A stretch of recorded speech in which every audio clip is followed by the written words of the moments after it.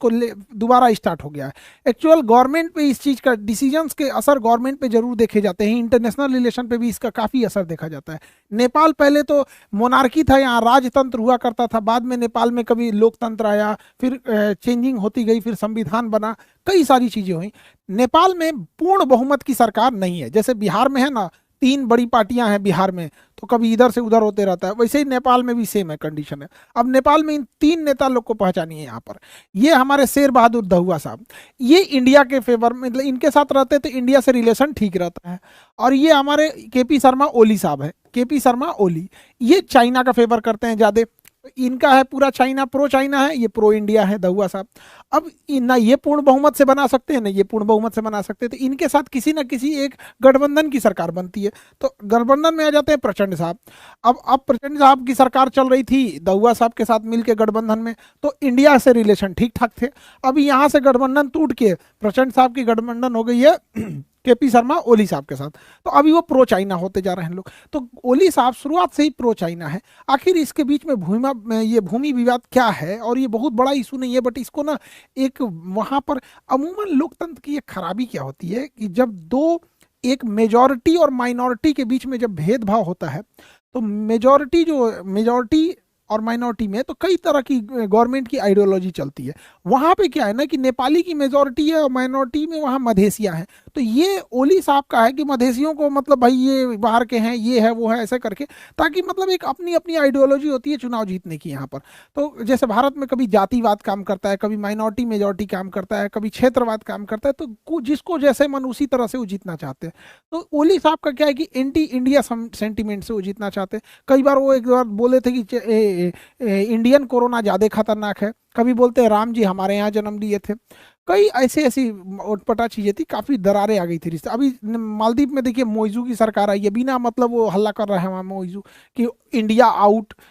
अभी वहाँ पे बहुत ज़्यादा दिक्कत है। तो हम लोग समझते हैं कि अंग्रेज जब थे तो वो नेपाल के साथ युद्ध किए और एंग्लो नेपाली युद्ध हुआ, और यह युद्ध की समाप्ति 1816 के सुगौली के संधि के द्वारा ये समाप्त हुआ था। अब ये संधि में क्या क्या चीज़ें थी इसको हम लोग समझ जाते हैं। देखिए, सुगौली की संधि में यह था कि डिसाइड किया गया कि पूरब साइड में मेची नदी जो होगी वो सीमा बनाएगी नेपाल की, यहाँ मेची नदी, और इस साइड में महाकाली नदी सीमा बनाएगी। सुगौली की संधि हो गई 1816 में। यहाँ पे ये सब चीजें तो ठीक था यहाँ पे, बट यहाँ एक ऐसा एरिया था जिसको लेकर नेपाल कहता है कि ये एरिया इस रेखा के उधर चला गया है, वो मेरा है यहाँ पर। इसलिए आप नेपाल के ओल्ड मैप में देखेंगे तो आपको यहाँ किसी भी तरह की कोई मार्किंग देखने को नहीं मिलेगी, लेकिन वही एरिया यहाँ देखिएगा तो हल्का एक निकला हुआ एरिया दिखेगा, जबकि वो एरिया यहाँ देखने को आपको नहीं मिलेगा। वही लिम्पियाधुरा, काला पानी और लेपुलेख है, उसको हम लोग समझते हैं ये एरिया कहाँ आता है, तो नेपाल और उत्तराखंड राज्य के बीच में आएगा,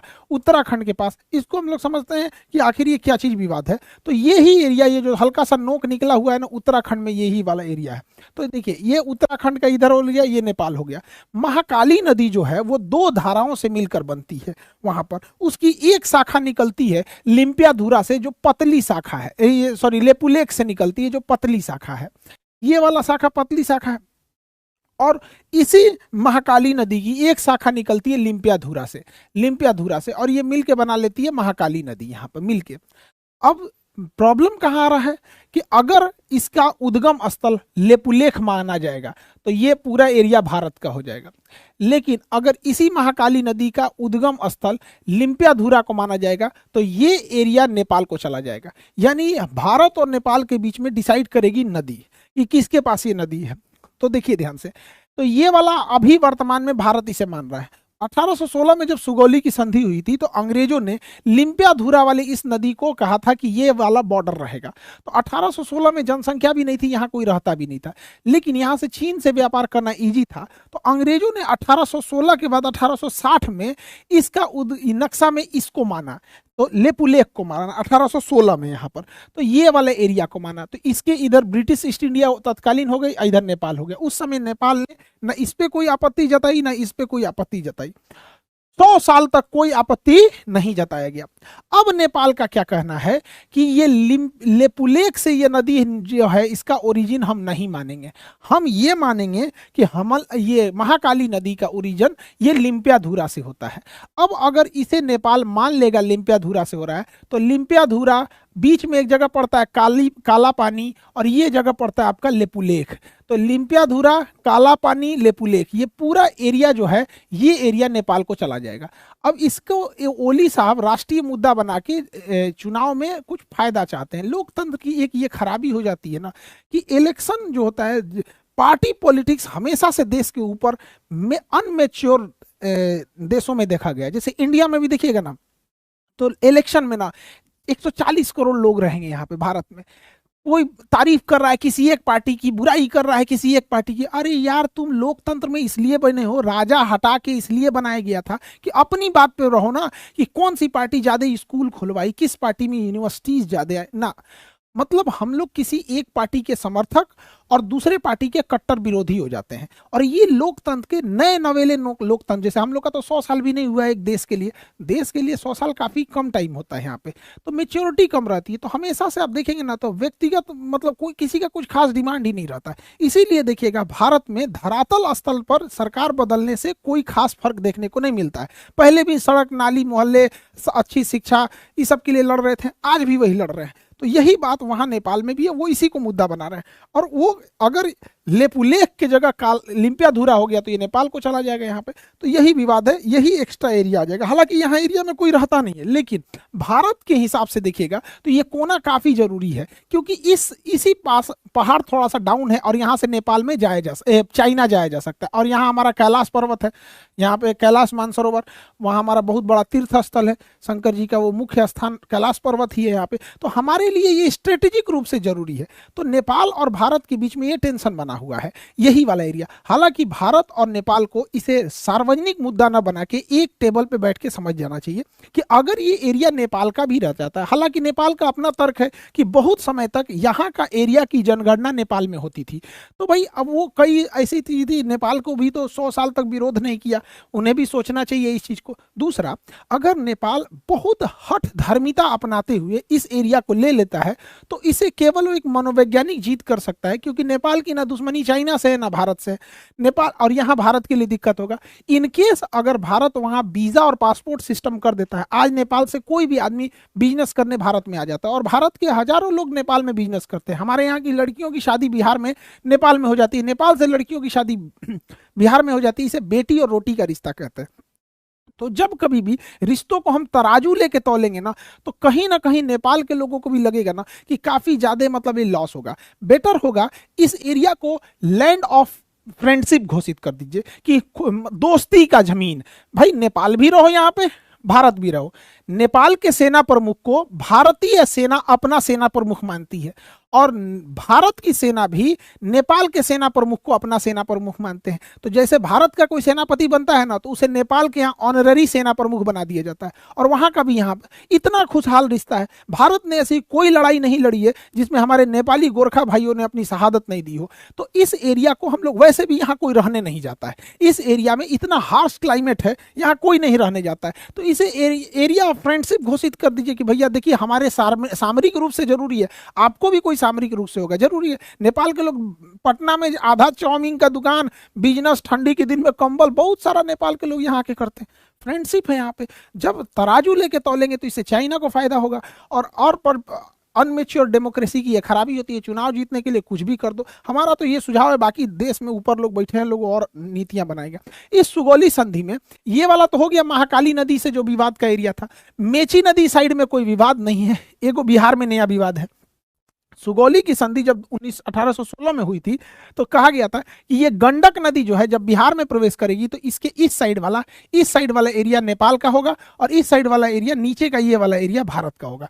यानी गंडक नदी को नेपाल में नारायणी नदी कहा जाता है, हम लोग इसे गंडक कहते हैं। तो इसके इधर का एरिया नेपाल में और इधर का एरिया इंडिया में। अब देखिए ध्यान से, बेचारा नेपालो क्या करे, यहाँ पे गड़बड़ा क्या जा रहा है। ये नदी जो है ना, नदी ये बीच में बहना चाहिए ना शांति से, इन नदियां इधर घिसक रही है। मतलब ये नदियां ना नेपाल का एरिया काटते जा रही है, काटते जा रही है। और नदी जब ये एरिया काटेगी ना तो भारत में आते जाएगा। यानी इधर से मट्टी काट रही है, इधर मट्टी बढ़ा रही है, इधर का मट्टिया काट रही है, इधर की मट्टिया बढ़ा रही है। तो भाई सुगौली की संधि कहता है गंडक नदी बॉर्डर है, बॉर्डर है। और नारायणी नदी, नेपाल इसी नदी को नारायणी कहता है, हम लोग गंडक कहते हैं। तो नदियां इधर की ओर भागते जा रही है। तो नेपाल कह रहा है कि भैया हमारा जमीनिए कब्जे आ रहा है, हमारा पूरा जमीन कब्जे आ रहा है।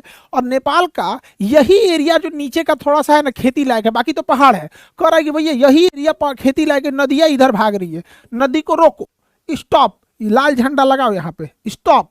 नदियां नहीं रुक रही है, धड़ाधड़ इधर भाग रही है। इससे नेपाल की जमीन कम होती जा रही है और भारत की जमीन ज्यादा होती जा रही है। और यहीं पे एक विवाद आता है, चंपारण जिला में एक जगह है सुस्ता जिला। तो इसमें क्या विवाद हो गया समझिए ध्यान से। 1816 के इसी सुगौली की संधि में सुस्ता भूमि विवाद क्या था कि इस नदी के नारायणी नदी हो गया, इसे वो लोग नारायणी नदी कहते हैं और हम लोग जीप और गंडक कहते हैं। तो नेपाल के लोग नारायणी नदी कहेंगे, हम लोग उसे गंडक नदी कहेंगे। यहाँ जो सुस्ता जगह था, एस से शॉर्टकट में लिख देते हैं सुस्ता, तो ये जगह सुस्ता था, ये नेपाल में आता था, नेपाल में था ये जगह सुस्ता। लेकिन हुआ क्या कि 50-60 साल बाद ये नदियां इधर घूमने लगी और घूमते घूमते ये नदी जो पहले इधर से जा रही थी वो घूमते घूमते घूमते घूमते इधर चल गई। अब भैया नेपाल तो उस पार होता है, तो एक समय था जब सुस्ता नदी इधर थी, वही सुस्ता शहर नेपाल में था। अब ये नदियां ऐसे घूम गई है, नदियां ऐसे घूम गई यहाँ पर। अब जब नदी ऐसे घूम गई तो सुस्ता वाला जगह आ गया भारत में। अब भारत का कहना है कि भाई तुम नदी उस पार न हो, तू नेपाल कर रहा, नदियां घूम गई तो हम क्या करें यहाँ पे। भाई ये भी बात गड़बड़ है, जबकि सुस्ता जगह बहुत अच्छा खेती के लिए है यहाँ पर। तो ये दोनों के बीच में अभी विवाद है। हालांकि इसे मिल बैठ के अच्छे से समझा लेना चाहिए। नेपाल को इनडायरेक्टली भारत के वीजा से, लिबरल वीजा पॉलिसी से बहुत फायदा होता है और हम दोनों लोगों को लिए होता है। और इसमें अगर लॉस होगा किसी का तो नेपाल का ज़्यादा लॉस होगा, फायदा चाइना को होगा। अल्टीमेटली किसी देश में राजनीतिक मतभेद हो सकता है, सांस्कृतिक मतभेद अभी भी चाइना नेपाल हम और भारत ज़्यादा एक दूसरे से जुड़ा हुआ महसूस करता है। नेपाल के साथ उतना महसूस नहीं करता है, ना धार्मिक रूप से महसूस करेगा ना सांस्कृतिक रूप से। उसे थोड़ा कुछ खा जाने वाले आदमी है सब वहाँ से, चाइना वाले, बस दिखने में थोड़ा पहाड़ी एरिया है तो एक जैसा लगते हैं। तो ये आपको पूरा इसका आइडिया होना चाहिए। हालांकि हमारे हिसाब से ये एरिया जो विवादित है उसे फ्रेंडशिप वाला एरिया करके और सैन्य रूप से भारत को वहाँ पे अपनी मजबूत पकड़ बताए रहना चाहिए यहाँ पर, और नेपाल वगैरह की इस सब चीज़ों को। अब ये क्योंकि टॉपिक भारत के पड़ोस वाला है तो इसलिए ये बीपीएससी में भी बहुत ज़्यादा सेंसिटिव इशू रहेगा, यूपीपीसीएस भी, क्योंकि नेपाल की सीमा बिहार से भी लगती है, यूपी से भी लगती है, उत्तराखंड से भी लगती है। तो इस सब के लिए भी आप लोग तैयार रहिएगा।